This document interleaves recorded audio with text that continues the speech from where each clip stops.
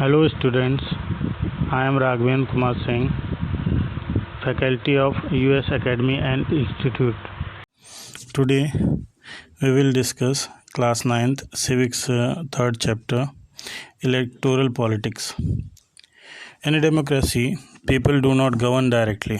They govern through the elected representatives. Governing through elected representative is the most common form of democracy. Electoral politics is all about understanding elections of representative, need of election, and how to make election democratic. It also involves examining the role of the election commission in ensuring free and fair election.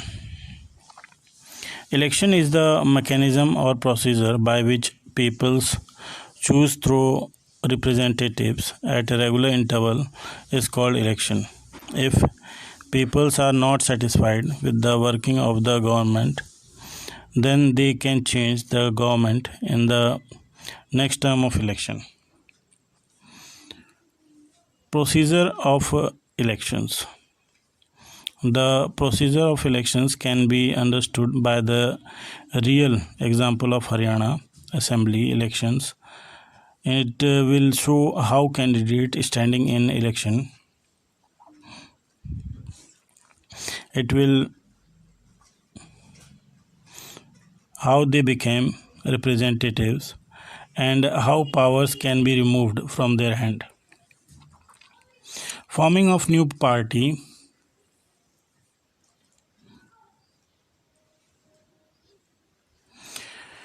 Lok Dal. Haryana had ruled by Congress party since 1982. At that time, Chaudhry Devi Lal was an opposition leader. He led movement called Nyaya Yudh, means struggle for justice, and formed a new party, Lok Dal. Election campaign of Devi Lal in election campaign of 1987 assembly elections. Devi Lal promised voters that if his party win, he would give loan to farmers and small businessmen. Voters favored Lok Dal as peoples were unhappy with the existing government. They were attracted by Devi Lal promise. They voted in favor of Lok Dal and its partners won 76 out of 90 seats. Results announced that Lok Dal won 60 seats. That's why it had a clear majority in the assembly. The party with a clear majority is invited by the government to form the government. Governor to form the government. Congress got only 5 seats as the election results was announced. The existing chief minister of Congress resigned. Devi Lal became chief minister. The newly elected member of Legislative Assembly of Lok Dal chose Devi Lal as their leader. The governor invited Devi Lal to be the new chief minister. After 3 days of the election, he took the oath. Then he governed. Then his government issues a government order to give loan to small farmers, agricultural laborers and small businessmen. Congress again forms government. Lok Dal ruled died states for 4 years. In 1991 election, the party did not win people's support. This time Congress won the election and formed the government.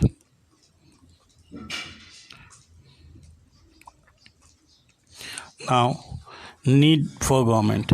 Elections are needed to form representatives. The need of elections can be understood by imagery physics of democracy without election.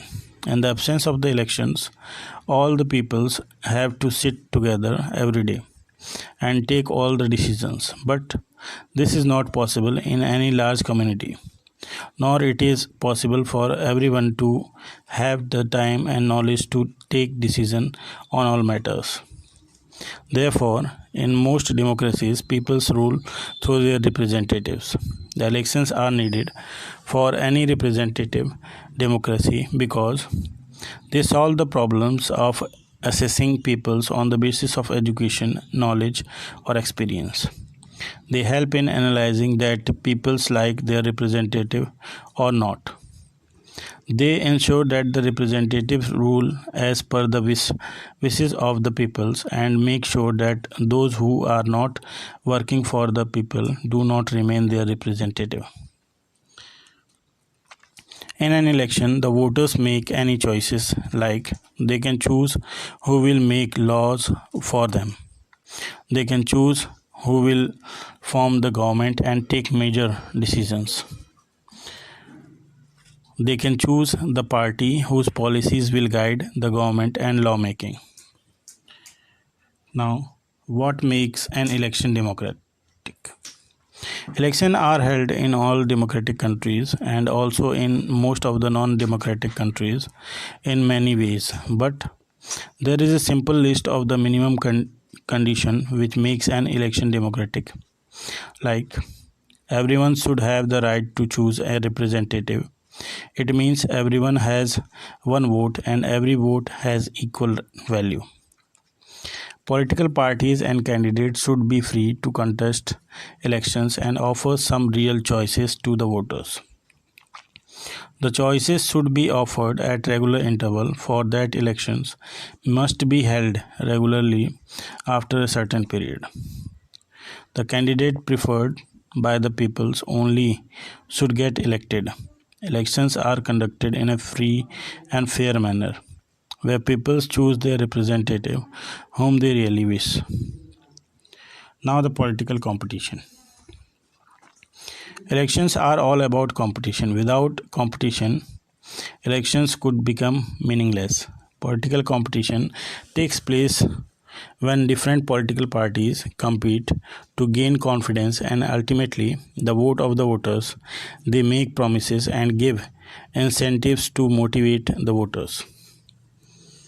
This electoral competition has many demerits like it creates a sense of disunity and factionalism means groupism and party politics in every locality. The pressure to win electoral fights does not allow to form useful long-term policies. The competition leads to the idea of being dragged into the unhealthy competition.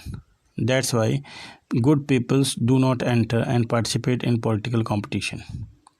Different political parties and candidates often use dirty tricks like booth capturing to win elections.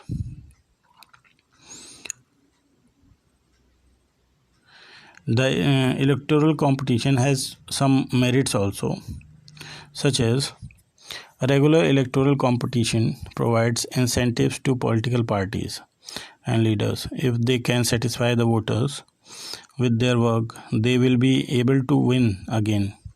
If the political party is motivated only by the desire to be in power, even that then it will be forced to serve the peoples. It reveals the real motive of political parties. It gives choices to voters to choose among the best. System of elections in India.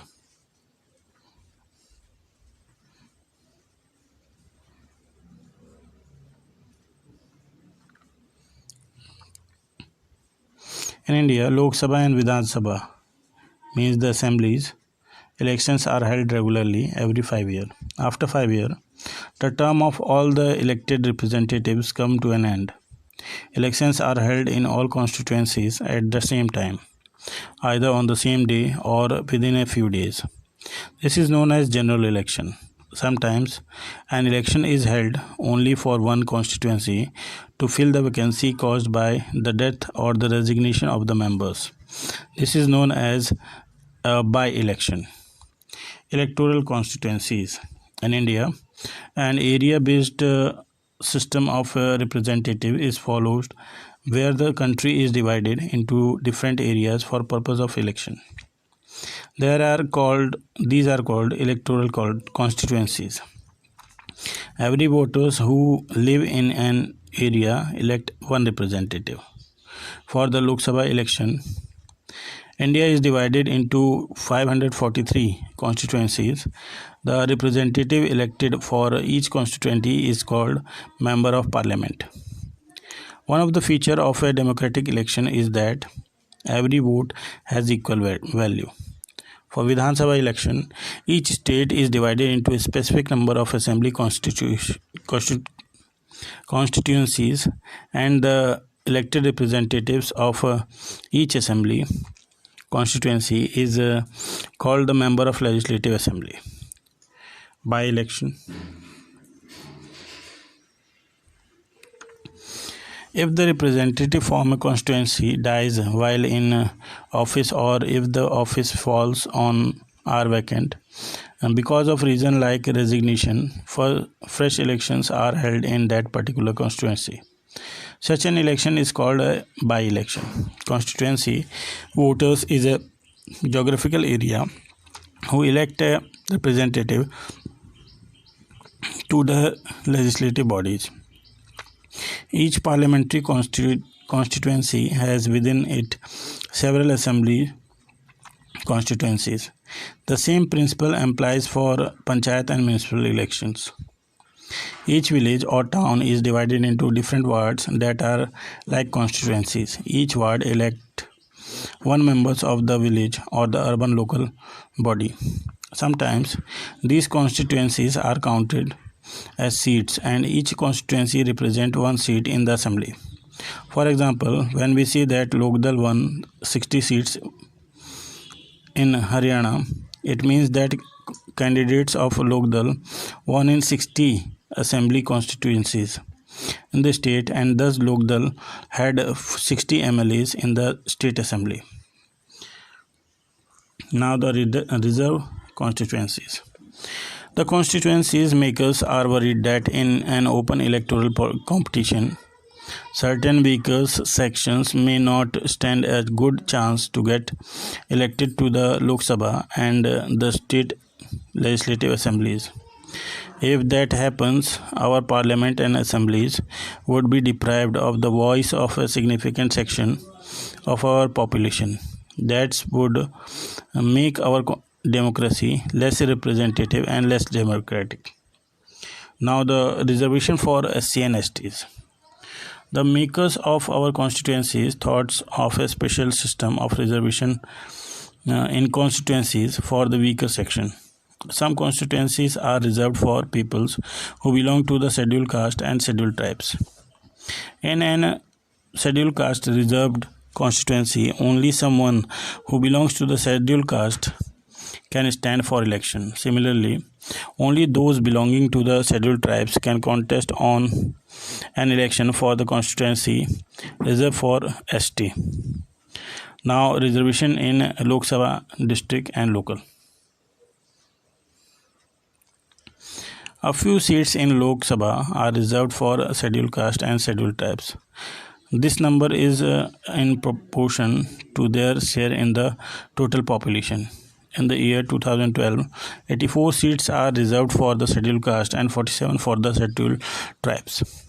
Thus, the reserved seats for SC and ST do not take away the legitimate share of any other group. This system of reservation was extended later to other weaker sections at the district and local level in many states. Seats in rural and urban local bodies are now reserved for other backward castes. However, the portion of seats reserved varied from state to state. Similarly, 1/3 of the seats are reserved in rural and urban areas for women candidates. Now, voter list. When the constituencies are decided, the next step is to decide who can and who cannot vote. In a democratic election, the list of those who are eligible to vote is prepared much before for the election and given to everyone. This list is officially called the electoral roll and is commonly known as the voter list.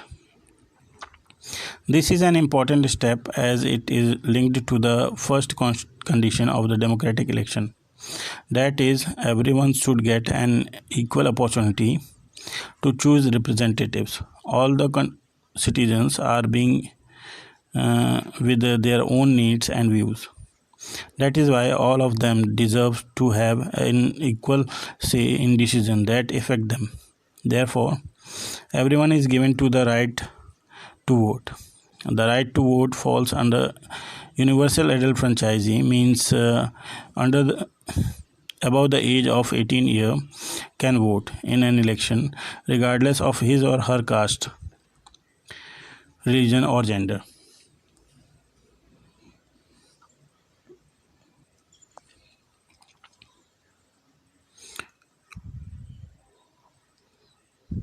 Now, nomination of candidates. The system of our country provides almost no restriction on anyone to contest the election. This only makes an election a democratic election. Anyone who can be a voter can also become a candidate in election. The only difference to be a voter is that the minimum age of 18 year will be a candidate in the election. The minimum age is 25 years. Therefore, some other restrictions are criminal, but these apply in very extreme cases. People parties nominated their candidates who get the party support and symbols. Party's nomination is often called party ticket. The candidate has to fill a nomination form and give some money as a security deposit.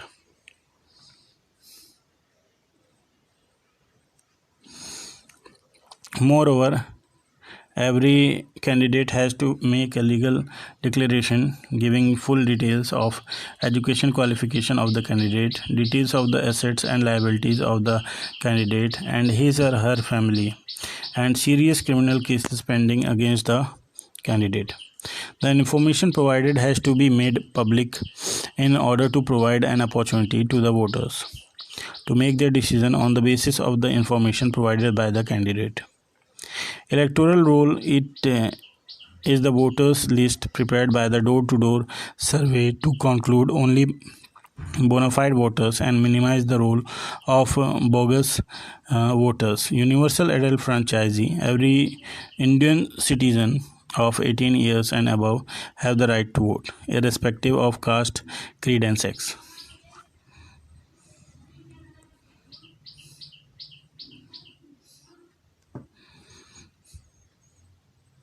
Election campaign. Election campaign means the promotion of policies, offers and promises that the candidate makes to voters to fulfill if they are elected. In this way, voters can decide the candidate to vote for. They vote for the candidate whose policies they like. In our country, election campaign takes place for a week or two period between the announcement of the final list of candidates and the elate of polling.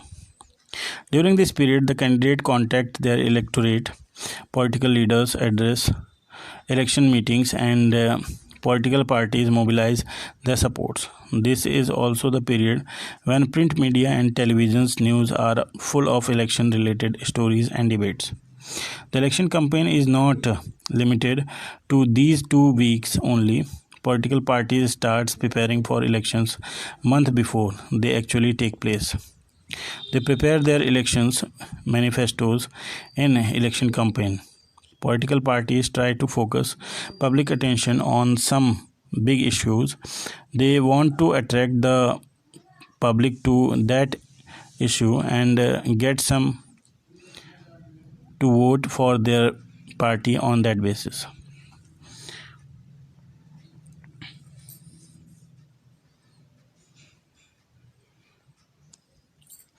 Slogans given by different political parties. Suppose some of the successful slogans given by different political parties in various elections, such as the Congress party led by Indira Gandhi gave the slogan of Garibi Hatao in the Lok Sabha election 1971. Save Democracy was the slogan given by Janata Party in the next Lok Sabha election held in 1977.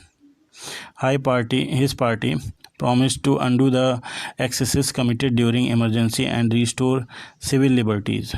The left front used the slogan of "Land to the Tailor" in the West Bengal Assembly elections. Protest the self-respect of the Telugus was the slogan used by N.T. Rama Rao, the leader of Telugu Desam Party in Andhra Pradesh. Now the Code of Conduct and Laws.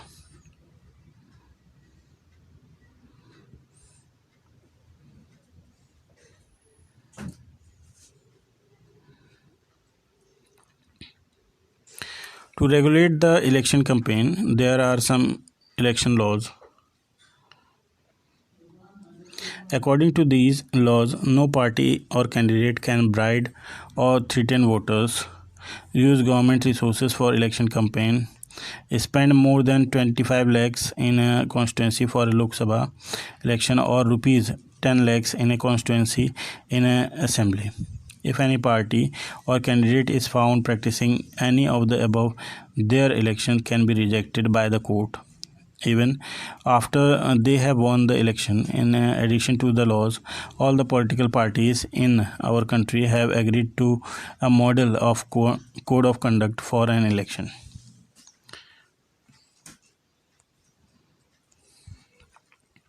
Now polling. On the day when dying voters cast for poll, the vote is called an election day. Every person whose name is on the voter list can go to a nearby polling booth and cast his or her vote in a secret ballot box. Once the voter goes inside the booth, the election officers identify him or her, put a mark on the voter finger, and allow him to vote. An agent of each candidate is allowed to sit inside the polling booth and ensure that the voting takes place in a fair way. Earlier voting was done by putting a stamp on the ballot paper. A ballot paper is a sheet of paper in which die names of the contesting candidate along with party name and symbols are listed. Now the counting for vote. Once the polling is over, all the EVM or sealed ballot box opened and the votes secured by each candidate are counted. The candidate who secures the highest number of votes for the constituency is declared elected. Within a few hours of counting, all the results are declared. In general election, the counting of votes in all constituencies takes place at the same time, on the same day. Within a few hours of counting, all the results are declared and it becomes clear as who will form the next government. Now, what makes elections in India democracy?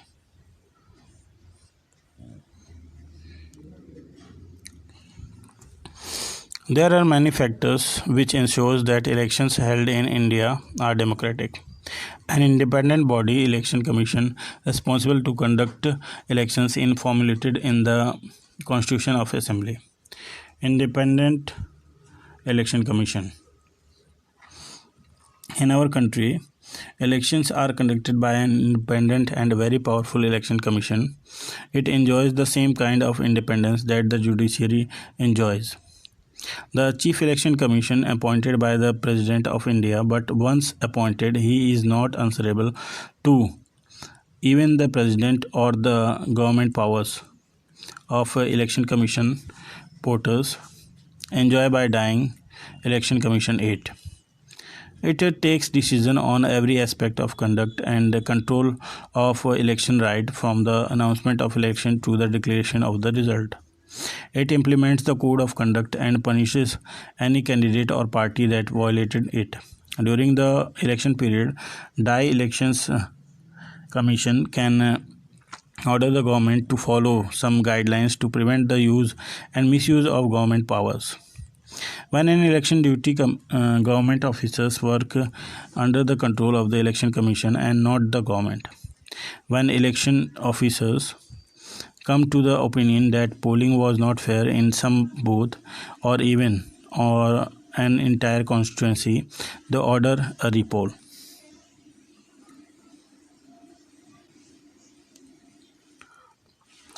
Now the popular participation.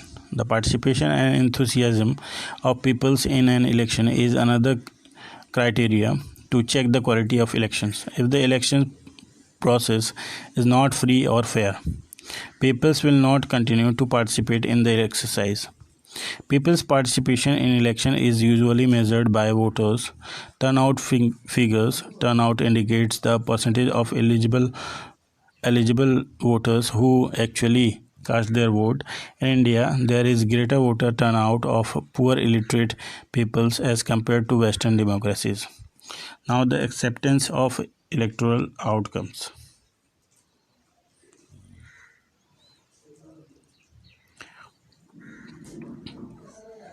The outcomes of elections, the final test of the free and fairness of it. If elections are not free or fair, the outcome always favors the powerful.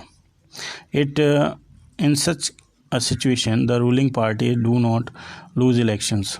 Usually, losing party does not accept the outcomes of a rigid elections. The outcomes of elections speaks for itself. The ruling party routinely lose elections in India, both at the national or state level.